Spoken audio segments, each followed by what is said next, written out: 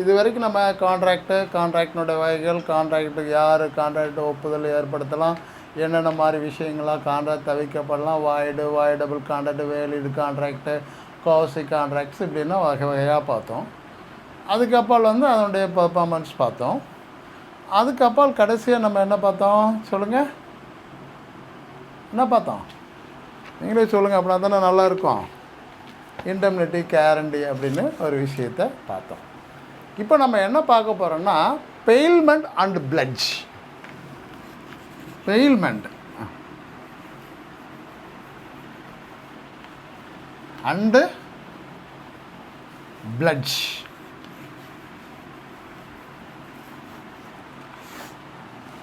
அந்த பெயில்மெண்ட் பார்த்திங்கன்னா நம்ம ரெகுலராக கோர்ட்டில் என்ன போடுவோம்னா பெயில் அப்ளிகேஷன் போடுவோம். ஏதாவது ஒரு ஜெயிலுக்கு போயிட்டா அப்படின்னா அதுக்கு நம்ம வழக்கறிஞர் என்ன பண்ணுவோம்னா ஒரு மேஜிஸ்ட்ரேட் கோர்ட்லேயும் செஷன்ஸ் கோர்ட்லேயும் என்ன பண்ணுவோம், அவரை வெளியே விடுங்க அப்படின்னு முன் ஜாமீனோ போடுவோம் இல்லையா? இது மாதிரியான விஷயமா அப்படின்னா இல்லை, இது மாதிரி இல்லை. பெயில்மெண்ட் அப்படிங்கிற வேர்டு ஒரு பிரெஞ்சு வேர்டு பெயில்மெண்ட் அப்படின்னா meaning it means change of position voluntarily from one to another. என்ன பண்ணுறோம், ஒரு பொசிஷன், ஒரு பொறுப்பை அப்படின்னு சொல்லலாம், இல்லைன்னா உடைமை மாற்றப்படுகிறது. ஆனால் உரிமை மாற்றம் இல்லைங்க. இது என்ன பண்ணுறாங்க, உடைமை மாற்றப்படுகிறது. இப்போ என்ன கேட்டிங்கன்னா நம்ம ஈஸியாக உங்களுக்கு புரியணும்னா உங்கள் வாகனத்தை போய் சைக்கிள் ஸ்டாண்டில் போட்டு போவீங்க, டூ வீலர் போய் சைக்கிள் ஸ்டாண்டில் போட்டு போவீங்க. அவர் ஒரு ரசீது கொடுப்பார். உங்களுக்கு ஞாபகம் இருக்குது, இதுக்காக சொல்கிறேன், அது சரியாங்கிறத நீங்கள் பின்னால் முடிவு பண்ணிக்குவாங்க. ஒரு வாகனத்தை நீங்கள் என்ன பண்ணுறீங்க, அவர்கிட்ட ஒப்படைக்கிறீங்க. ஒப்படைக்கும்போது அந்த இதுக்கு ஒரு சர்வீஸ் சார்ஜ் ஒன்று ஃபிக்ஸ் பண்ணி ஒரு ஓலை ஒன்று கொடுப்பார், ரிசிப்டை. அப்போது இந்த மாதிரி பெயிலர் அண்ட் பெய்லி நம்ம இப்போ முதல்ல எடுத்துக்கிற போகிறது இந்த பெயில்மெண்ட்டில் இருக்கக்கூடிய பொசிஷனில் பெயிலர் அண்டு பெய்லி. ஆமாம், 2 ஈ வரும். பெய்லி ஐ தாங்க, இது எல்லுன்னு முடிவு பண்ணிடுறாங்க, இது எல்லு தான். பெய்லர் அண்டு பெய்லி அப்படின்னா, பெய்லர் அப்படின்னா யார் அப்படின்னா நம்ம ஒரு பொருளை ஒப்படைக்கப்பட்ட நபர். ஒரு பொருள், அதாவது சைக்கிள் ஸ்டாண்டில் அந்த வண்டியை இருக்கார் இல்லையா, அதை மாதிரி கூடிய நபர் பெய்லர். ஐ மீன் சரக்குகள் ஒப்படைக்கப்பட்ட நபர், சரக்குகள் ஒப்படைத்த நபர் பெய்லி. இந்த ரெண்டுக்கும் தான் நீங்கள் முடிவு பண்ணிக்கணும். இப்போது இந்த பெய்லர் பெய்லிங்கிறது ஒப்படைப்பு பெறுபவர், பெய்லர் என்பவர் ஒப்படைப்பவர். சரியா? திரும்பவும் நீங்கள் முடிவு பண்ணிக்கோங்க. சரக்குகள் ஒப்படைப்பவர் பெய்லர், சரக்குகள் ஒப்படைப்பு பெறுபவர் பெய்லி. என்ன, இப்படி தான் இந்த ஆங்கில சொல்லுக்கு. ஒரு பெயில்மெண்ட்டுக்கு திரும்ப நான் நேராக பெயில்மெண்ட்டுக்கு வந்தேன், பெய்லர் வந்தேன், அடுத்து பெயில்மெண்ட்டுக்கு வந்துடுறேன். இப்போ இந்த இதான் ஒரு பெயில்மெண்ட்டுக்கு என்ன இருக்கும் அப்படின்னு கேட்டிங்கன்னா delivery of goods. Delivery of குட்ஸ்னால் நீங்கள் சைக்கிளை ஒப்படைக்கிறது தான். என்ன, hand over the cycle to the stand holders. அதுக்கப்புறம் கான்ட்ராக்ட், அவர் அதை உங்கள்கிட்ட எடுத்துக்கிட்டார் இல்லையா, அந்த பொருளை எடுத்துக்கிட்டு ஒரு ரசீது கொடுக்கார் இல்லையா, தட் இஸ் கான்ட்ராக்ட். அதுக்கப்புறம் return or disposal of goods. திரும்ப நீங்கள் ஒரு 4 மணி நேரம் கழிச்சு அந்த வண்டியை ரிசிப்டை கொடுத்து வாங்குறீங்க இல்லையா, it is return or disposal of goods. உங்கள்கிட்ட என்ன பண்ணார், சரக்கு ஒப்படைச்சிங்க, சரக்கு ஒப்படைக்கப்பட்டது, அதுக்கு ஒரு ரசீது கொடுக்கப்பட்டது, அந்த ரசீதின் பேரில் நீங்கள் வண்டியை திரும்ப எடுத்துக்கிட்டீங்க. அப்போது என்ன வேணும், delivery of goods, contract, disposal of goods or return of goods. இந்த எத்தனை இருக்கணும் பெயில்மெண்ட்டில்? Delivery of goods.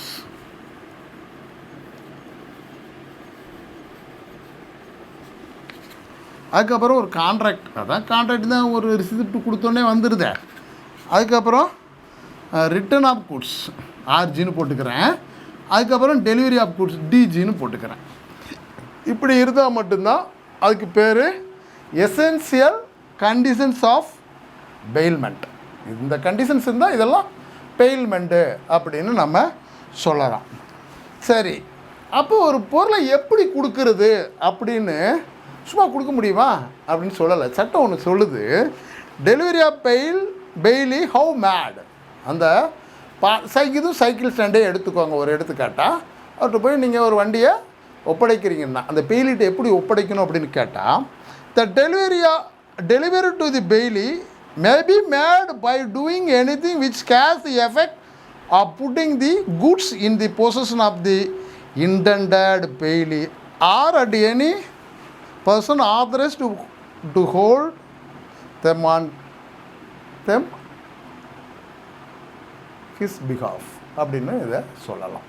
இப்போ இதில் என்னென்னா, ஒரு பொருளை அந்த பெய்லிகிட்ட ஒப்படைக்கிறதுக்கு முன்பாக எப்படி ஒப்படைக்கணுங்கிறதுக்கு அந்த பெய்லிட்டையோ இல்லையானால் அவருடைய பெய்லின்னா அங்கே ஒப்படைப்பு பெறுபவர் தான். சரியா? அதை நீங்கள் திரும்ப திரும்ப உங்கள்கிட்ட பெய்லர்னு சொல்லிகிட்டே இருக்க முடியாது. ஒப்படைப்பு பெறுபவர் என்ன பண்ணால் அவர்கிட்ட ஒப்படைக்கலாம்.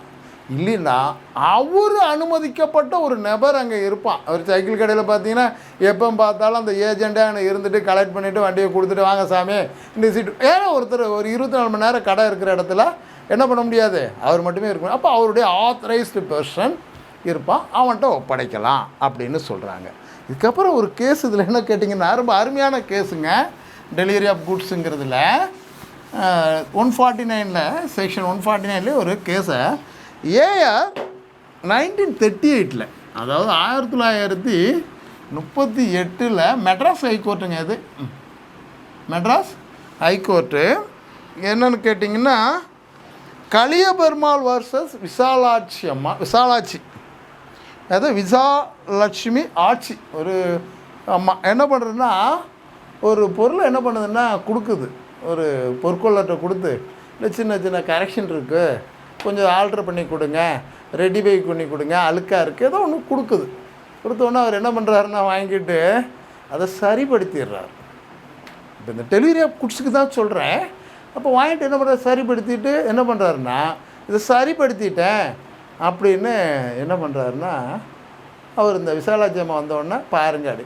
அதுக்கப்புறம் என்ன பண்ணுறாருன்னு கேட்டிங்கன்னா, அந்த பொருளை ஒப்படைக்காமல் இந்த பெட்டியில் இருக்கட்டும் அப்படின்னு சாவியாக அந்த அம்மாட்ட கொடுத்துட்டு, இந்த பெட்டி எங்கே இருக்குது, அதே பொற்கொள்ளர் வீட்டில் இருக்குது. அன்ஃபார்ச்சுனேட்டில் அது என்ன ஆகுது, அந்த பொருள் காணாமல் போயிடுது. இப்போது இது டெலிவரியாக திரும்ப ஒப்படைக்கப்பட்ட பொருளா அப்படின்னு கேட்டிங்கன்னா அது நீங்கள் தான் சொல்லணும். உறுதியாக இல்லை. ஏன்னா இந்த இடத்துல பொருள் கொடுக்கப்பட்ட நபர் திரும்ப ஒப்படைக்கிற போது எப்படி ஒப்படைக்கணும்னு கேட்டிங்கன்னா, ரொம்ப சரியாக அவங்க கையில் ஒப்படைச்சி அவங்க அந்த பொருளை வெளியே எடுத்துகிட்டு போயிருக்கணும். ஆனால் பொருள் எங்கே இருக்குது, கஸ்டடியாக பொற்கொள்ளர் வீட்டில் தான் இருக்குது.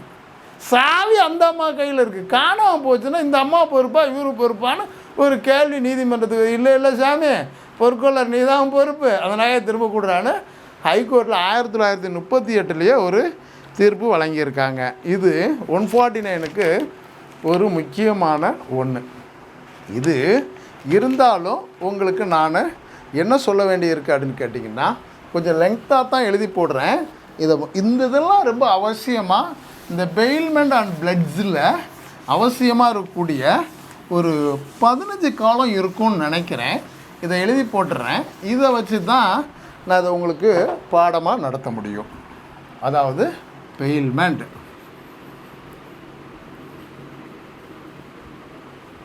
இதனுடைய மீனிங் முதல்ல சொல்லிட்டேன், அதனால் இருக்கட்டும். அதுக்கு அடுத்து எசென்சியல் எலிமெண்ட்ஸ் அதையும் உங்களுக்கு சொல்லிட்டேன்.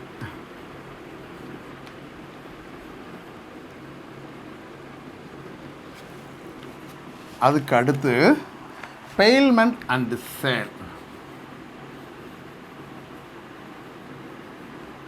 அண்டு சேல்,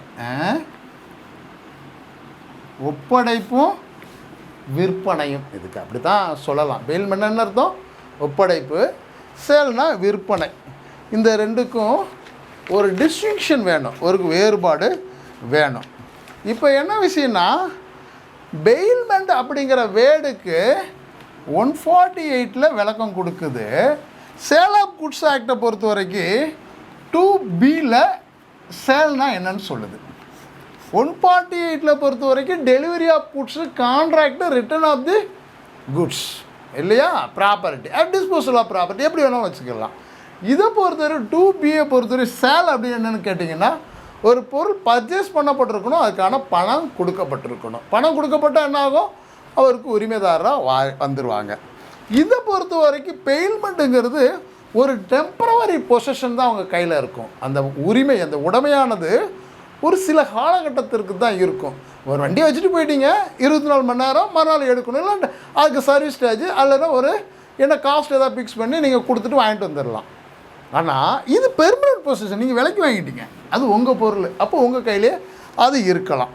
அதுக்கப்புறம் இதில் ஓனர்ஷிப், உரிமையாளர் மாற மாட்டான். இது பொருள் வாங்கிட்டேன், உரிமையாளர் என்ன பண்ணுவான், மாறிடுவான். அதுக்கப்பால் இதில் இருந்து எந்த ஒரு லாபத்தையும் இந்த பெயிலி எதையும் எடுத்துக்கிற முடியாது. ஆனால் வாங்கப்பட்ட பொருளை எனக்கு என்னென்ன லாபம் இருந்தாலும் நான் அதை எடுத்துக்கிறலாம். அப்புறம் இதில் என்ன பண்ணலான்னா, Bailey can claim service charge. என்ன பண்ணலாம், ஏதாவது பண்ணியிருந்தா ஒரு நாள் விட்டு 2 நாள் வர்றான், பாதுகாப்பு வச்சுருக்கான், நேற்று 10 ரூபா கொடுத்தா 3 நாளாச்சு 30 ரூபா ஆச்சு. ஆனால் ஸ்பெஷல் ப்ரொடக்ஷன் ஒன்று போட்டிருந்தா ஏதாவது ஒரு சர்வீஸ் சார்ஜ் இருந்தால் அதை கிளைம் பண்ணி வாங்கிக்கிறலாம். இதில் விற்பனைங்கிறது முழு பணத்தை கொடுத்தா தான் பொருள் கிடைக்கும். ஆக இதுதான் பெயில்மெண்ட்டுக்கும் சேலுக்கும் உள்ள டிஃப்ரெண்ட். இதை ஒரு இதை உங்களுக்கு சொல்லிட்டேன். அடுத்து இதுலேயே என்ன போர்ஷன் அப்படின்னு கேட்டிங்கன்னா, பெயில்மெண்ட் அண்ட் சேல். அதுக்கு அடுத்து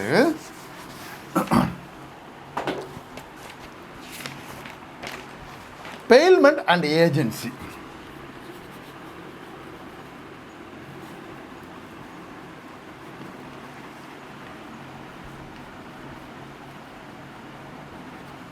என்னங்க, பெயில்மெண்ட் அண்ட் ஏஜென்சி, அதாவது ஒப்படைப்பு என்ன சொல்லலாம், முகவாண்மைன்னு சொல்லலாம். அது தமிழில் கரெக்டாக சொன்னால் முகவாண்மை அப்படின்னு நீங்கள் அதை சொல்லிக்கிறலாம். அந்த மாதிரி ஒப்படைப்பு முகவாண்மை அப்படின்னு சொல்லலாம். இது என்ன இருக்குன்னா, ஒப்படைப்பு வைக்கப்பட்டவருக்கு எந்த அதிகாரமும் இல்லை, ஒரு பெயிலிக்கு எந்த அதிகாரமும் இல்லை. ஆனால் முதல்வருக்காக என்ன பண்ணலான்னா, ஏஜென்ட் கேன் என்ன பண்ணலாம், agent can contact any person for the principal அப்படின்னு அவருக்காக யாரை வேணாலும் கான்டாக்ட் பண்ணலாம், ஒரு ஒப்பந்தம் கூட பெறலாம், அதிகாரம் பெற்ற நபராக இருப்பார். இந்த பெயிலி எதுவுமே பண்ண முடியாது, அந்த பொருளை வச்சுருக்கலாம், அதுக்கப்புறம் அதில் எந்த மாற்றமும் செய்ய முடியாது. அதே மாதிரி பெயிலி ஒரு சொத்தை வாங்கிட்டு கிடச்சிருச்சு, அதை விற்க முடியுமான்னா விற்க முடியாது. ஆனால் ஒரு agency can sale the property on behalf of the owner or principal, யாருக்கா ஒருத்தருக்காக அதை என்ன பண்ணலாம், விற்கலாம். அதுக்கப்புறம் பெயிலிக்கு எந்த has no right or authority. ஆனால் என்ன பண்ணலான்னு கேட்டிங்கன்னா, agency can contact or making any contract between the agent or sub agent or anybody, யார்கிட்டயா ஒருத்தர்கிட்ட ஆன் பிஹாஃப் ஆஃப் பிரின்சிபலுக்காக என்ன பண்ணலாம், ஒரு எக்ரிமெண்ட் கூட போட்டுக்கலாம், கான்ட்ராக்ட் கூட போட்டுக்கலாம். ஆனால் பெயிலுக்கு எந்த ரைட்ஸும் கிடையாது. அந்த பெய்டு குட்ஸுக்காக ஒரு கான்ட்ராக்டை அவர் க்ரியேட் பண்ண முடியாது. அதுக்கப்புறம் அந்த சொத்தை என்ன பண்ண முடியாது, மாற்றம் செய்ய முடியாது. ஆனால் இங்கே சொத்தை மாற்றம் செய்யலாம், மாற்றத்தில் ஈடுபடலாம். அதே மாதிரி ஒப்படை பெற்று சொத்தை உடைமையில் வைத்திருக்க வேண்டும் முகவர், வைக்கலாம் அல்லது வைக்காமலும் விடலாம். ஆனால் பெயில் என்ன வச்சுருக்கணுன்னா, அந்த ஒரிஜினல் ஓனர் யார் கொடுத்தானோ அந்த பொருளை வாங்க வரனவருக்கு தான் கையில் பாதுகாப்பாக வச்சுருக்கணும். முகவரை அப்படி இல்லை, விற்கினா விற்றுலாம், வச்சுன்னா வச்சுக்கிடலாம். இதுதான் என்ன விஷயம், பெயில்மெண்ட் அண்ட் ஏஜெண்ட் அப்படிங்கிற போர்ஷனில். அதுக்கப்புறம் இதில் என்ன விஷயம்னா, கைண்ட்ஸ் ஆஃப் பெயில்மெண்ட். அடுத்து என்ன வருது, கைண்ட்ஸ் ஆஃப் பெயில்மெண்ட், ஒப்படைப்பின் வகைகள் என்ன, பெயில்மெண்ட்ஸ் அப்படின்னு கூட இதை சொல்லலாம். அப்போ எத்தனை வகையான இது இருக்குது அப்படின்னு கேட்டிங்கன்னா, எப்படி சொல்கிறதுன்னு எனக்கு தெரியல, இருந்தாலும் உங்களுக்கு சொல்கிறேன். Bailment for the benefit of bailor. என்ன பண்ணலாம், பெயிலருக்காக ஒரு பொருள்களை தனிப்பொருள் பெறுவரிடம் பாதுகாப்பு நலன் கருதி என்ன வச்சலாம், ஒப்படைப்பதே, அது ஒரு பக்கம். Bailment for the benefits of the bailee, ஒப்படை செய்யப்பட்ட பொருள் மீது தனது பயன்பாட்டிற்கு பயன்படுத்துவது ஆகாது. என்ன பண்ண முடியாது, அதுக்காக நம்ம என் கையில் கொடுத்துட்டான் பெயில்டு குட்ஸை வந்து ஒரு பெயிலர் பெயில் என்ன பண்ண முடியாது, தனக்கு சாதகமாக்கி என்ன பண்ண முடியாது, உபயோகிக்கலாம் முடியாது, பெயிலர் பண்ண முடியாது. அதே மாதிரி கிராஜுவஸ் பெனிஃபிட்ஸும் கிடையாது, நான் கிராஜுவஸ் பெனிஃபிட்ஸும் கிடையாது. இருந்தாலும் அடுத்து இதுதான் இதில் சொல்கிற ஒரு இதெல்லாம் கைண்ட்ஸ் வேறு ஒன்றும் இதில் பெரிய அளவில் இல்லை. அதுக்கப்புறம் duties of bailor under section 150. இப்போ தான் செக்ஷனுக்கு வர்றோம் இல்லையா.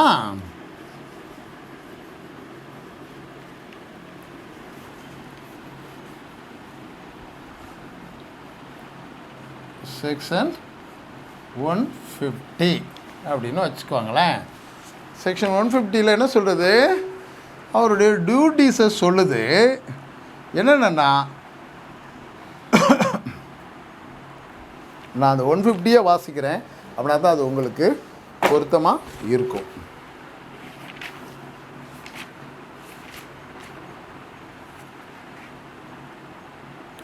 Bailers duty to disclose false in goods bailed.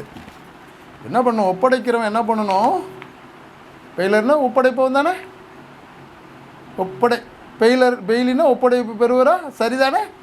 Bailor என்ன பண்ண, ஒப்படைக்கிறவன் தன்னுடைய குட்ஸில் இருக்கக்கூடிய ஃபால்ட் தவறுகள் ஏதாவது இருந்துச்சுன்னா, இப்போ நம்ம வண்டியை ஒப்படைக்கிறோம், ஐயா அதை லைட்டாக ஆயில் ஒழுங்கும் அதனால் சென்டர் ஸ்டாண்ட் போட்டுக்கிறேன் அப்படின்னு சொல்கிறோம். அப்போ அந்த பெயில் என்ன பண்ணணும்னு கேட்டால், அடுத்து அந்த வண்டியை வேறு பக்கம் நகர்த்துற போது என்ன பண்ணணும், சென்டர் ஸ்டாண்ட் போட வேண்டிய கடப்பாடு அவருக்கு இருக்குது. ஏன்னு கேட்டால் அதில் ஒரு கான்ட்ராக்ட் கிரியேட் ஆகுது. அப்போ கான்ட்ராக்ட் என்ன, என் பொருளை பாதுகாக்கிறது மட்டும் இல்லை, என்னுடைய பொருளை எந்த ஒரு விபத்தும் இல்லாமல் பாதுகாக்க வேண்டியதும் அந்த பெயிலியோட கடமை தான். அப்போ சென்டர் ஸ்டாண்டு போட்டு தான் என் வண்டி வைக்க முடியும். சைடு ஸ்டாண்டு போட்டால் என் வண்டியில் என்ன ஆயில் ஒழுகிட்டே இருக்குங்க, அதனால் சென்டர் ஸ்டாண்ட் போட்டு நீங்கள் என்ன பண்ணுறீங்க, இதை சென்டர் ஸ்டாண்ட் ஒரே இடத்துல வச்சுக்கிறேன், வேறு இடத்துல மூவ் பண்ணாதீங்க, இல்லைன்னா சென்டர் ஸ்டாண்ட் போடுங்க அப்படின்னு நான் சொல்லி கொடுக்குறேன். அதுதான் சொல்கிறான், நான் ஒப்படைக்கிற போதே என்ன சொல்லி கொடுக்கணும், என் பொருளுடைய டிஃபெக்ட்ஸ் எல்லாம் ஃபால்ட்ஸ் எல்லாம் சொல்லி தான் கொடுக்கணும்னு சொல்கிறான். இருந்தாலும் செக்ஷன் 150ல் என்ன சொல்லுதுன்னு இப்போ பார்ப்போம். Bailors to disclose faults in goods bailed, ஒப்படைக்கப்பட்ட பொருளுடைய அந்த பால்ட்டை சம்மந்தம் சொல்லியிருக்கணும். The bailor is bound to disclose to the bailee faults in the goods bailed of which the failure is aware, அறிந்திருந்தான், சும்மாவும் சொல்ல முடியாதுல்ல, and which the materially interfere with the use of them or expose the bailee to extraordinary risk, and if he does not match such disclosure, he is responsible for damage arising to bailee directly from such parts. If the goods are paid for hire, என்ன பண்ணிடுறாங்கன்னு பார்த்தீங்கன்னா, சும்மா வாடகைக்கு விட்டுருப்பாங்க, என்ன பண்ணியிருப்பாங்க, வாடகை கூட சில நேரத்தில் ஒப்படைச்சிருப்பாங்க. The payer is responsible for such damage whether he was or was not aware of the existence of such faults in the goods. இதுக்கப்புறம் இன்னொரு விஷயத்தை இல்லுஸ்ட்ரேஷனில் சொல்கிறாங்க. A lends a cause which he knows to be vicious to B, he does not disclose the fact that cause is vicious, the cause run away. அது கொஞ்சம் விகாரமானது, ரொம்ப வேகமாக ஓடும், ஆனால் அதெல்லாம் அவன் சொல்லலை. ஏன்னா ஒரு குதிரையை நான் என்ன ஒப்படைக்கிறேன், உங்கள்கிட்ட ஒப்படைக்கிறேன், இதுன்னா இப்போ வேகமாக போகிறது ஒரு முரட்டுத்தனமானது அப்படின்னு சொல்லாமலே உங்களை ஒப்படைச்சாச்சுன்னா, அப்போ நீங்கள் வாங்கின யார் என்ன பண்ணலாம், அந்த பால்கிட்ட சொல்லியிருக்கணும்ல, சொல்லாவிட்டு தான் என்ன பண்ணலான்னா கிளைம் பண்ணலாம் அப்படிங்கிறான். அடுத்து சொல்கிறான், காசு runs away B's thrown and injured, என்ன தூக்கி போட்டுச்சு யாரா, அவனை பிங்கிறவனை. A is responsible to B for damage sustained, அப்போ பிக்கு ஏற்பட்ட விபத்துக்கு என்ன பண்ண வேண்டியிருக்கு, நஷ்டம். அப்போ ஒப்படைக்கிறவனுக்கும் சில கடப்பாடு இருக்குது. டியூட்டிஸ் ஆஃப் பெயிலர் என்ன பண்ணணும், பொருளை சரியாக முறையாக அதில் இருக்கிற டிஃபிகல்ட்டிஸ் நல்லது கெட்டது எல்லாத்தையும் சொல்லி தான் அதை ஒப்படைக்கணும் அப்படின்னு ஒரு விஷயத்தை அது சொல்கிறான். அதுக்கப்புறம் bailor for disclose known facts அது முடிஞ்சு போச்சு. அதுக்கப்புறம் செக்ஷன் 158ல் ஒரு போர்ஷனை அதில் சொல்கிறாங்க, உங்களுக்கு அதையும் வாசிக்கிறேன். Repayment by bailor of necessary expenses, ஒப்படைப்பு செஞ்சவன் என்ன பண்ண வேண்டியிருக்கும், சில நேரத்தில் பணமும் கொடுக்குற மாதிரி அமையும். ஏன் அப்படின்னு கேட்டால், where by the conditions of the payment the goods are to be kept or to be carried or to have work done upon them by the bailee for the bailor, and the bailey is to receive receive no remuneration, the bailior shall repay the bailey necessary expense incurred by him for this purpose of the bailment. இப்போ நாம் அதை சொன்ன மாதிரியே என்ன பண்ணுறோம் அப்படின்னு கேட்டால், ஒரு நகையை ஒப்படைக்கிறோம், அதில் சில டிஃபிகல்ட்டிஸ் இருக்குது, சொல்லாமலே விடுறோம் இல்லை சொல்லியே கொடுக்குறோம். அதில் ஏற்பட்ட விளைவுகளுக்கு சர்வீஸ் டேக்ஸ் கட்டுற மாதிரி சில தொகைகளை சர்வீஸ்க்காக என்ன பண்ண வேண்டியிருக்கும், பணம் கொடுக்க வேண்டியது இருக்கும். அப்படிங்கிறத என்ன சொல்லுது, இந்த நெசசரி இருந்தால் பண்ணணும் அப்படின்னு. அதுக்கப்புறம் செக்ஷன் 59 என்னென்னு கேட்டிங்கன்னா, என்ன இன்டர்மினி ஆஃப் தி லாஸ்ட் அப்படின்னு சொல்லலாம், இல்லைன்னா restoration of goods lent grossly அப்படின்னு ஒரு வார்த்தையை ஃபிக்ஸ் பண்ணுறாங்க. The lender of thing for use may at any time recover its return if the loan was creditors, even though he lent it for a specified time or purpose. But if on the basis of such loan made for specified time or purpose, the borrower has acted in such a manner that the return of the thing lent before the time agreed upon would cause him loss exceeding the benefit actually derived by him from the loan, lender must, if he compels a return, indemnity the borrower for the amount in which the loss so occasioned exceed the benefit of derived. அப்படின்னா indemnity ஒரு காலம் எழுதப்பட்டிருந்தால் அதையும் என்ன பண்ணலாம், பெயிலரு சொல்ல வேணும், கேட்கணும் அப்படின்னு சொல்லுது. அதுக்கப்புறம் டு டேக் பேக் குட்ஸ் 161 அந்த பொருளை திரும்ப எடுத்துக்கிற சம்மந்தமாக என்ன சொல்கிறான்னு கேட்டிங்கன்னா, bailor respond when goods are not duly returned if by the default of the bailey the goods are not returned, delivered or tendered at proper, he is responsible to the bailior for any loss, restriction, deterioration goods from the time. இப்போ Bailey என்ன பண்ணுறான்னு கேட்டிங்கன்னா, கரெக்டான நேரத்தில் என்ன பண்ணணும், பொருளை ஒப்படைக்கணும். அதில் ஏதாவது ஏற்பட்டுச்சுன்னா அதுக்கும் ஒரு கிளைமை கேட்கலாம் அப்படின்னு சொல்கிறான். அதுக்கப்புறம் ரைட்ஸ் ஆஃப் பெயிலர், அதுக்கப்புறம் யாரோடது, ரைட்ஸ் ஆஃப் ஒப்படைவு. யார் ஒப்படைவு பெற்றவர், திரும்ப சொல்லுங்கள், தெரியுதா இல்லையா சொல்லுங்கள். பெயிலர்னால் யார், ஒப்படைப்பவர். பெயிலினா யார், ஒப்படைப்பு பெறுவர். அப்போ ஒப்படைப்பவருக்குள்ள உரிமை என்ன, enforcement rights to avoid the contract. என்ன, bailor has a right to avoid or terminate the contract. என்ன பண்ணலாம், தேவைப்பட்டுச்சுன்னா கான்ட்ராக்டை கேன்சலேஷன் பண்ணலாம். அப்போ ரைட் டு கிளைம் என்ன பண்ணலாம், இன் ப்ராஃபிட், ஏதாவது ஒரு ப்ராஃபிட் இருந்துச்சுன்னா அதில் இருந்து கிளைம் பண்ணிக்கலாம். அதுக்கப்புறம் ரைட் எகென்ஸ்ட் தேர்ட் பார்ட்டி, ஒரு கால் சூரிட்டிஸ் இருந்தாலையும் இது பண்ணிக்கலாம். டியூட்டிஸ் ஆஃப் பெயிலி, அடுத்து இதுக்கப்புறம் டியூட்டிஸ் ஆஃப் பெயிலர் பார்த்தோம்.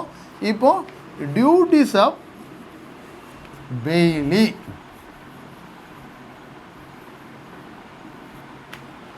என்னது, duties of bailee to take care of goods bailed. என்ன பண்ணணும், கொடுக்கப்பட்ட பொருளை எவ்வளவு கவனமாக வச்சுருக்கணுமோ அவ்வளோ கவனமாக அதை வச்சுருக்கணும்.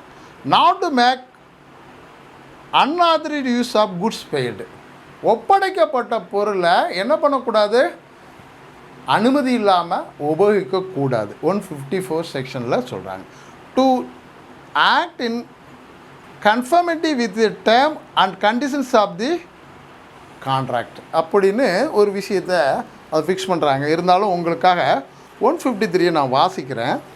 ஏன் வாசிக்கிட்டே இருக்கேன் அப்படின்னு கேட்டிங்கன்னா, நீங்கள் வாசிக்கிற போது நான் சொல்கிறதும் அது ஒத்து போதான்னு பார்க்குறதுக்கு தான். Termination of bailment by bailee's act inconsistent with the conditions. A contract of bailment is avoidable at the option of the bailor. If the bailey does any act with regard to the goods bailed inconsistent with the condition of bailment. இப்போ இதுக்கு ஒரு illustration, A lets to B for hire a cars for his own riding. என்ன பண்ணலாம், ஓட்டிட்டு போகலாம் அப்படின்னா. P drives the cars in his carriage. This is at the option of A, termination of bailment. அப்படியும் என்ன பண்ணலாம், விட்டு போனாங்க, அதோட அது முடிஞ்சும் போகலாம் அப்படின்னு ஒரு விஷயத்தை. அதுக்கப்புறம் என்ன பண்ணுன்னா, ஒப்படைப்பு பெற்றவர் அந்த பொருளை வேறு பொருளோட என்ன இணைத்து வச்சுக்கிறக்கூட, தன்னோட பொருளோடையும். இப்போ ஒரு தங்கத்தை ஒரு செயினை கொடுக்குறேன், அவர் முதல்ல உபயோகிக்கக்கூடாது. ஆனால் அவர் இன்னொரு நகையோடு அதை சேர்த்து வைக்கக்கூடாது. Not to mix the bailed goods to another, other ப்ராப்பர்ட்டியோட என்ன பண்ணக்கூடாது. த ரிட்டர்ன் தி குட்ஸ் என்ன பண்ணும், கரெக்டான நேரத்தில் ஒப்படைக்கணும் அப்படின்னு சொல்லுது. இதுதான் டியூட்டிஸ் ஆஃப் பெய்லி. அதுக்கப்புறம் rights of Bailey.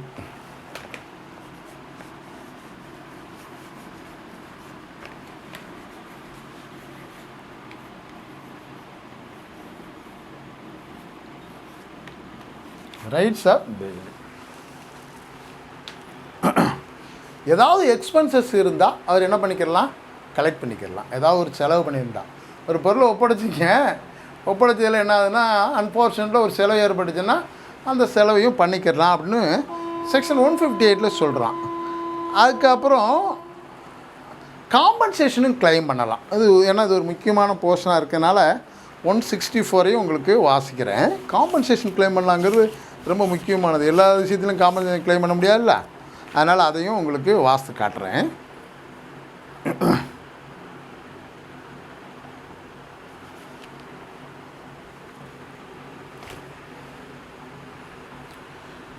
Bailers respond to bailey. The bailers respond to the bailey at any loss which the bailey may sustain reasons for that bailor was not entitled to make payment back goods to quick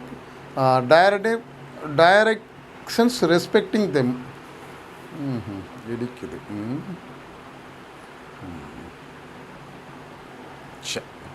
அதுக்கப்புறம் right to line அப்படின்னு ஒரு விஷயத்தை fix பண்ணுறாங்க 171. இப்போ பெயிலருக்கு என்ன விஷயம்னு கேட்டிங்கன்னா, அவருக்கு ஏதாவது பொருள் வர வேண்டியதுன்னா, அந்த பெயிலிக்கு ஏதாவது ஒரு பொருள் வர வேண்டியது இருந்தது. இப்போ என்ன பண்ணுறாங்கன்னு கேட்டிங்கன்னா, இப்போ ஒரு லாரியை போய் ஒப்படைக்கிறீங்க ரிப்பேர் பார்த்தோன்னா ரிப்பேர் பார்த்துட்டு ஒரு எக்ரிமெண்ட் பிரகாரம் சொல்கிறார், இதெல்லாம் போயிருக்கு, இதெல்லாம் வந்திருக்கு, 1,70,000 ஆகும்னு சொல்கிறாரு. இப்போ என்ன பண்ணுறாருன்னா, திரும்ப வந்து லாரி விட்டவர் போய் வண்டியை குடியான்னு கேட்குறாரு. இல்லை 1,70,000 கூட வண்டியை கொடுக்குறேன் அப்படின்னு சொல்கிறார். அப்போ வண்டியை கொடுக்காமல் இருக்க அந்த பற்றுரிமை, அதாவது லேன், LIEN லேன், LIONல, அப்போ நீங்கள் சிங்கத்துக்கு போகக்கூடாது, LIEN லேன் அப்படின்னு லைனிங் பவர் அப்படின்னு சொல்லுவான். அந்த பற்றுரிமை யாருக்கு இருக்குது, அந்த பெயிலுக்கு இருக்குது. நீ பணம் கொடுத்தா உன்னை வண்டி உடைப்பேன், பணம் கொடுக்காத என்ன பண்ண முடியாது, வண்டியை ஒப்படைக்க முடியாது அப்படிங்கிற உரிமையும் அவருக்கு இருக்குது. அது மாதிரி சில நேரங்களில் 3வது தரப்பினர் மேலே வழக்கு தொடுக்கிறதுக்கு ரைட்ஸ் இருக்குது. அதுக்கப்புறம் இதில் என்ன விஷயம்னா, பர்டிகுலர் லயன், அதுக்கப்புறம் ஸ்பெசிஃபிக் லயன் அப்படின்னு சொல்லி 2 பற்றுரிமையை 170லையும் 171லையும் சொல்கிறேன். 2ஐயும் வாசிக்கிறேன். Bailee's particular lien where the bailey has, in accordance with the purpose of the bailment, rendered any service involving the exercise of labor or skill. இந்த நம்ம சொன்ன மாதிரியே ஒரு வேலை பார்த்ததாகவோ ஒரு ஸ்கில்லான வேலை பார்த்ததுக்காகவோ in respects of the goods bailed, ஒரு பொருள் ஒப்படைக்கப்பட்ட பொருளுக்கு பண்ணியிருந்தார். He has in the options of the contract to the contrary right to retain such goods until the receives remuneration for the service he has rendered in respect of them. அப்போது அந்த ஒப்படைக்கப்பட்ட பொருளின் பேரில் ஏற்படுத்தப்பட்ட விளைவு, செயல்பாடு, சேவை, அதற்காக ஒப்படைக்கப்பட்ட நபரிடமிருந்து பணம் பெறுவதற்கான எல்லா உரிமைகளும் இருக்குது அப்படிங்கிறாங்க. அதுக்கப்புறம் general lien of bankers and factors, wharfingers, attorneys and policy brokers. முதல்ல நான் உங்களுக்கு இந்த கோ எக்ஸிஸ்டன்சி அப்படிங்கிற வார்த்தை சொல்லும்போது 128 சொல்லும்போதே சொன்னேன், யாருக்கெல்லாம் ஒரு ஸ்பெசிஃபிக்காக ஜென்ரல் பவர் என்ன இருக்குது அப்படின்னா, ஒரு ஜென்ரல் பவர், ஒரு பேங்க்கில் நீங்கள் ஒரு நகையை அடமானம் வச்சிங்க, ஆனால் உங்களுக்கு ஒரு current account R saving account இருக்குது. அப்போ பேங்கில் உள்ள உங்களை ஜென்ரல் அக்கௌண்ட் அல்லது கரண்ட் அக்கௌண்ட் 2 அக்கௌண்ட்லேருந்து என்ன பண்ணலான்னு கேட்டிங்கன்னா, நகைக்காக சில பணத்தை எடுக்கணும்னு நினச்சா பேங்க்காரங்க எடுத்துக்கலாம். அந்த மாதிரி யாருக்கு அதிகாரம் கொடுத்துருக்குன்னா, bankers, factors, wharfingers, attorney of high court and policy brokers may in the options of கான்ட்ராக்ட்லேயே இல்லாட்டணும், ஒப்பந்தத்திலே இல்லாட்டினாலும் கூட, கான்ட்ராக்ட் டு தி கான்ட்ரரி, அந்த ஒப்பந்தத்திலே இல்லாட்டினாலும், retain as a security for general balance of account any goods bailed to them. இப்போ என்ன நகை அடமானம் வைக்கிறீங்களா, அதுக்கு நீங்கள் பணம் கொடுக்கல, அப்போ என்ன பண்ண வேண்டியிருக்கு, பணம் கொடுக்கலன்னு பார்த்துக்கிட்டே இருக்க வேண்டியதில்லை. உங்கள் ஊரில் வேறு ஒரு அக்கௌண்ட், உங்கள் அக்கௌண்ட் இருந்தால் அதுலேருந்து என்ன பண்ணிக்கிறலாம், எடுத்து இதில் சேர்த்துக்கலாம். As a security for such balance goods fail to do them unless there is an express contract to the effect. இது தாங்க இந்த இதில் இருக்கக்கூடிய போர்ஷனு. இப்போ நேராக நம்ம எங்கே போக போகிறோம்? பிளட்ஜ். எங்கே பண்ண போகிறோம்? பிளட்ஜ். என்ன பண்ண போகிறோம்? பிளட்ஜுக்குள்ளே போக போகிறோம். அப்படின்னா உங்களுக்கு இதெல்லாம் உங்களுக்கு சொன்னதில் புரிஞ்சிருக்கணும் அப்படின்னு நான் நினைக்கிறேன். இருந்தாலும் ஒரு டிஃப்ரென்ஸை பார்ப்போமே. என்னது டிஃப்ரென்ஸ்? இதை அழிச்சிடுறேன்.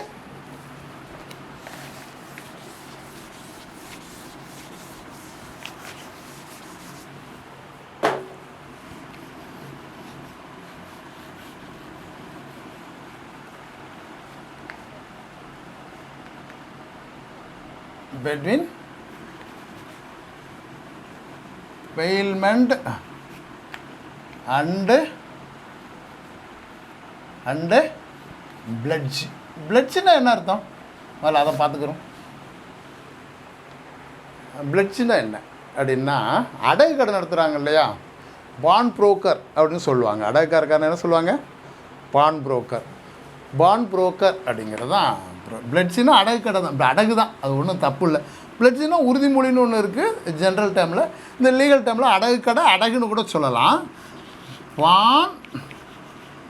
பானர் பாணி. பாணிங்கிறவங்க அடகு பொருள் வச்சுருங்க, பானைங்கிறவங்க அடகு பெறுகிறவங்க. இப்படி தான் இதை. பானர்னா அடகு வைப்பவர், பாணின்னா அடகு பெறுபவர். இப்போ நமக்கு விஷயம் என்ன கேட்டிங்கன்னா, டிஃப்ரென்ஸை முதல்ல பார்த்துக்கிறோம். இல்லை அதுக்கு முறையிலேயே உங்களை இப்போ பிளட்ஜில் இருக்கக்கூடிய பிளட்ஜுனா என்ன அப்படின்னா அடகுக்கு செக்ஷன் 172 தான் கான்ட்ராக்டில் குறிப்பிட்டு காட்டிருக்கான். கான்ட்ராக்ட் ஆக்டில் 172. அதாவது இதில் என்ன விஷயம்னு கேட்டிங்கன்னா, அடகு கடை அப்படின்னு சொன்னால் அப்படின்னு கேட்டிங்கன்னா, செக்ஷனே அப்படி தான் சொல்லுது. Meaning as goods as security for payment of the debt or the reimbursement of goods தான். சரியா? என்ன பண்ணலாம்? அந்த ஒரு பொருளை ஒப்படைத்து அதன் மூலமாக கடன் பெறுகிற ஒரு விஷயத்தில் தான் பிளட்ஜ் இருக்குது. மொத்தம் அது பான் புரோக்கரேஜ் தான், வேறு ஒன்றும் கிடையாது. நகை அடகு கடைக்காரன் என்ன வைக்கிறான், ஏது பண்ணுறான் அப்படிங்கிறது தான். இப்போ தமிழ்நாட்டில் நகை அடகுக்காரன் தமிழ்நாடே இல்லை, எல்லாம் வடநாட்டுக்காரன் தான் இருக்கான். இருந்தாலும் உங்களுக்கு பான் புரோக்கர்னால் யார் அப்படின்னு சொல்கிறது தான் செக்ஷன் 172 இருக்கிறது. இதில் என்ன இருக்கணும், இதில் என்ன எசென்சியல் இருக்குன்னா, 172 பொறுத்த வரைக்கும் டெலிவரி ஆஃப் குட்ஸ் இருக்கணும், பொருள் ஒப்படைச்சிருக்கணும். அதுக்கப்புறம் security for payment R deft, அந்த பொருள் ஒரு கடனுக்காக ஈடாக இருக்கணும், ஈட்டு பிடிக்கிறது. அதுக்கப்புறம் அது ஒரு மூவபிள் பொருளாக இருக்கணும். இப்போ இதில் 2 விஷயத்தை நீங்கள் பார்த்துக்கணும். மூவபிள் அண்ட் இம்மூவபிள்னு 2 விஷயத்தை ஃபிக்ஸ் பண்ணுறாங்க. மூவபிள்ங்கிறது எதுன்னு கேட்டிங்கன்னா, வண்டி, வாகனம், நகை, நட்டு எல்லாமே மூவபிள். ஆனால் இம்மூவபிள்ங்கிறது இந்த பூமியோட இணைந்து இருக்கக்கூடியது. அப்போ பூமியோடு இணைந்து இருக்கிறதுக்கு எந்த ஆக்ட் வரும்னு கேட்டிங்கன்னா, ட்ரான்ஸ்ஃபர் ஆஃப் ப்ராப்பர்ட்டி ஆக்ட் வரும். இந்த கான்ட்ராக்டில் இந்த போர்ஷன் வராது. இங்கே பானர் அண்ட் பாணிங்கிற இந்த விஷயத்தை பொறுத்தவரை நகை அடகு வைக்கிறோம், நகை அடகு பெறுகிறவன் இப்படிங்கிற விஷயத்தில் என்ன பொருள் அடகு வைக்கலாம், உங்கள் வண்டியை கூட அடகு வைக்கலாம், தப்பு இல்லை, அது அடகு கடை தான். சரியா? ஆனால் நகை அடமானம் வைக்கலாம், அது மூவபிளாக இருக்கணும், எப்படி நகரக்கூடியதாக இருக்கணும். அப்படி இருக்கிற பொருளை தான் என்ன பண்ண முடியும். இதில் பெயில்மெண்ட்டுங்கிறது செக்ஷன் 148 171 வரைக்கும் இருக்கிற செக்ஷனில் இருக்குது. பிளட்ஜுங்கிறது 172 181 வரைக்கும் செக்ஷனில் சொல்லுது. இட் இஸ் என்ன, பெயில்மெண்ட்டுங்கிறது எந்த பர்பஸ்க்காகனாலும் இருக்கலாம். பிளட்ஜுங்கிறது ஏதாவது குறிப்பிட்ட பர்பஸாக இருக்கணும். அதுக்கப்புறம் bailee can use the goods, என்ன பண்ணலாம், பெய்லி என்ன பண்ணிக்கலாம், அந்த குட்ஸை யூஸ் பண்ணிக்கலாம். ஆனால் பெய்லிங்கிறவன் யாருங்க? பெயிலர், பெய்லி ரெண்டுக்குமே சொன்னேன். என்ன பெய்லினா யார் சொல்லுங்கள், அப்படின்னா தானே அதுக்குள்ளே நம்ம வர முடியும். பெய்லினா யார்? ஒப்படைப்பவனா, ஒப்படைப்பு பெறுபவர் இல்லையா? ஒப்படைப்பு பெறுவர் என்ன பண்ணிக்கலாம், அந்த பொருளை உபயோகிச்சுக்கலாம். ஆனால் பிளட்ஸு என்ன பண்ண முடியாது, பொருளை என்ன பண்ண முடியாது, யூஸ் பண்ண பண்ணக்கூடாது. அதே மாதிரி பெயிலி அந்த பொருளை விற்க முடியாது. ஆனால் பிளட்ஜ் என்ன பண்ணனா with notice to other part என்ன பண்ணலாம், அவன் பணமே கொடுக்காம வண்டி அவன்கிட்டே வச்சுருக்கிறதோ பணமே கொடுக்காம நகை அவன் வச்சுக்கிட்டு என்ன பண்ண முடியாது, வீட்டில் இருக்க முடியாது. அப்போ அவனுக்கு என்ன வேணும்னா அந்த பொருளுக்கு மேலே போகிற வட்டியோ மற்ற விஷயங்களோ போகிறப்போ என்ன பண்ணலான்னா ஒரு நோட்டீஸை கொடுத்துட்டு தம்பி இந்த பொருளை நீ வாங்கிட்டு போ, இல்லைன்னா விற்க போகிறோம் நோட்டீஸ் கொடுத்து விற்றுடலாம். அதுக்கப்புறம் இது 2 பேருக்குமே என்ன பண்ணணும் கேட்டிங்கன்னா லயன் பற்றுரிமை என்னவாக இருக்கும் அப்படின்னு கேட்டிங்கன்னா சர்வீஸ் அண்ட் லேபரில் பெயில்மெண்ட்டில் இருக்கும். இதில் ஒன்றும் பெரிய அளவில் இன்ட்ரெஸ்ட்டு தான் இருக்கும். இதுதான் விஷயம். இப்போ நம்ம என்ன பண்ண போகிறோம்னா பிளட்ஜை மட்டும் இப்போ பார்க்க போகிறோம். டிஃபரன்ஸ் பிட்வீன் பெயில்மெண்ட் அண்டு பிளட்ஜு இது இப்போ நான் உங்களுக்கு சொன்னது தான் இதில் இருக்கக்கூடியது. அதுக்கப்புறம் பிளட்ஜ் அண்ட் கைபதிகேஷன் இது 2க்குள்ள வித்தியாசம். பிளட்ஜு அண்ட் கைபதிகேஷன் பார்த்தீங்கன்னா கைபதிகேஷன் இது எப்படி வேணாலும் வாசித்துக்குவாங்க. இப்போ வண்டியை பார்த்தீங்கன்னா கைபதிகேஷன் கொடுத்து நான் பேங்கில் ஒரு வண்டி வாங்கியிருப்பேன். என்ன பண்ணியிருப்பேன், நான் ஒரு ஆள்கிட்ட கடன் வாங்கியிருப்பேன். என் வண்டியோட ரெக்கார்டில் எனக்கு hypothecated by the Indian Bank, அது Indian Overseas Bank, State Bank of India, ஸ்ரீராம்னு போட்டிருக்கோம். அப்போது அதில் என்ன இருக்காது, கைபதிகேஷன் ரெக்கார்டில் இருக்கும், ஆனால் ப்ராப்பர்ட்டி அவங்க கையில் இருக்காது. என்ன இருக்காது. ஆனால் பிளட்ஜை பொறுத்த வரைக்கும் இந்த மூவபிள் குட்ஸ் ஒப்படைக்கப்பட்டிருக்கும். என்ன பண்ணியிருக்கோம், அந்த பொருள் என்கிட்ட ஒப்படைக்கப்பட்டிருக்கும். ரொம்ப சிம்பிள் லாஜிக் தாங்க, வேறு ஒன்றும் கிடையாது. கைபதிகேஷனில் பேப்பர் இருக்கும், இதில் பொருள் இருக்கும். யார்கிட்ட வண்டியை கொடுத்தோமோ அவன்கிட்ட பணம் வாங்கிட்டால் அது பிளட்ஜு, யார்கிட்ட ஆர்சிபிக்கு கொடுத்துட்டு பணம் வாங்கணுமோ அது என்னது கைபதிகேஷன். இவ்வளோ தான் சிம்பிள் லாஜிக்கு.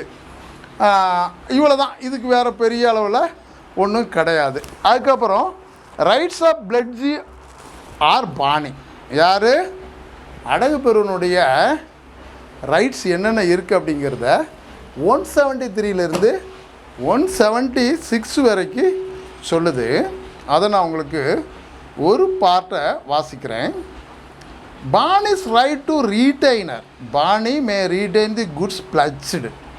என்ன நினச்சிக்கலாம், ஒரு பொருள் ஒப்படைக்கப்பட்ட அடகு ஈடு அல்லது அடகு வைக்கப்பட்ட பொருளை தான் கையில் வச்சுக்கலாம். எப்படின்னு கேட்டிங்கன்னா not only for the payment of dept R the performance of promise but for the interest of the டெப்ட். எதுக்காகலாம் வச்சுக்கலாம், ஐயோ நீ பணம் கொடுத்தா அதை திரும்ப கொடுத்துட்டேங்கிறதுக்காகலாம் வச்சுக்கிற முடியாது.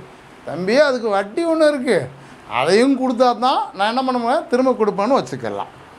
ஒரு கால் அதில் ஏதாவது ஒரு செலவு ஏற்பட்டுச்சுன்னா அதையும் நீ கொடுத்துட்டு தான் என்ன பண்ண முடியும், அந்த பொருளை எடுத்துகிட்டு போக முடியும் அப்படின்னு சொல்லலாம். Pawnee not to retain for டெப்ட் or promise other than that for which goods pledged presumption case of subsequent advances அப்படின்னு 174 சொல்கிறான். The pawnee shall not in the absence of contract to the effect retain this pledged for any debt or promise other than debt or promise for which they are pledged, but such contract in the absence of anything to the contrary shall be presumed in record subsequent advances made to the pawnee. அப்புறம் pawnee right as to extraordinary expenses incurred, அந்த பொருள் பேரில் கூடுதலாக செலவு பண்ணியிருந்தா pawnee is entitled to receive from the pawnor extraordinary expenses incurred by him in for the preservation of the. ஒரு பொருளை பாதுகாக்கிறதுக்காக நகை கொடுத்தான், நகை கொடுத்துருக்க போது சில நேரத்தில் என்ன ஆகுதுன்னா கவர்மெண்ட் ஒரு ஆர்டர் போடும், நீ என்ன பண்ணணும்னா இது கட்டிக்கிறணும், அதுக்கு ஒரு செக்யூரிட்டி ஃபார்ம் பண்ணிக்கிறணும், இல்லைன்னா அந்த பேங்க்கில் வச்சுக்கிறணும், இந்த மாதிரி ஏதாவது ஒரு அவசிய தேவையில் செலவு பண்ணியிருந்தால் அந்த செலவு தொகையும் அதான் எக்ஸ்ட்ராடினரி எக்ஸ்பென்சஸ் இன்க்ளூட், ஏதாவது தேவைப்படுற போது செலவு பண்ணியிருந்தால் அதையும் பண்ணிக்கிறணும் அப்படிங்கிறதான். இதுதான் இதில் இருக்கக்கூடிய பொசிஷன். அதுக்கப்புறம் டியூட்டிஸ் ஆஃப் பாணி, அவனோட பாணியோட டியூட்டிஸ் என்னன்னு கேட்டிங்கன்னா அடகு வைக்கப்பட்ட பொருட்களை ஒரு சாதாரண மனிதன் எப்பாது to secure the pledged goods, அதுக்கு என்ன பண்ணணும் செக்யூரிட்டியாக இருக்கணும். நாட் டு யூஸ், அதை உபயோகிக்கக்கூடாது. Not to mix the other property, அதை வேறு பொருளோடு இணையக்கூடாது. அதான் பாரு to perform on the contract, contract அடிப்படையில் தான் பண்ணணும். இதுதான் அதில் இருக்கக்கூடிய விஷயம். ரைட்ஸ் ஆஃப் பானர் 177 இப்போ அடகு வைத்தோருக்கான உரிமை, அடகு வச்சால அந்த பாணருக்கு என்ன உரிமைங்கிறது 177 சொல்லுது. அதை ஒரு போர்ஷனை நான் வாசிக்கிறேன், நீங்கள் தெரிஞ்சுக்கலாம். பானர்ஸ் ரைட் டு ரெடீம் என்ன பண்ணலாம், திரும்ப மீட்டு ஒப்படைக்கிறதுக்கு ஒரு பொருளை ஒப்படைச்ச பொருளை ஈட்டு வைக்கப்பட்ட பொருளை திரும்ப பெற்றுக்கலாம்.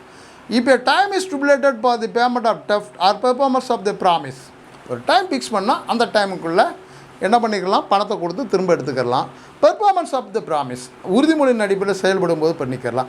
For which the pledge is made and the pawnor makes default in payment of the டெஃப்ட் or performance of promise at the stipulated time he may redeem the goods pledged at any subsequent time before the action sale. ஒரு கால் வியாபாரத்து அது என்ன பொறுத்து அடகு பொருள் விற்பனைக்கு போகிறதுக்கு முன்னாடி கூட அதை பண்ணிக்கிறலாம்.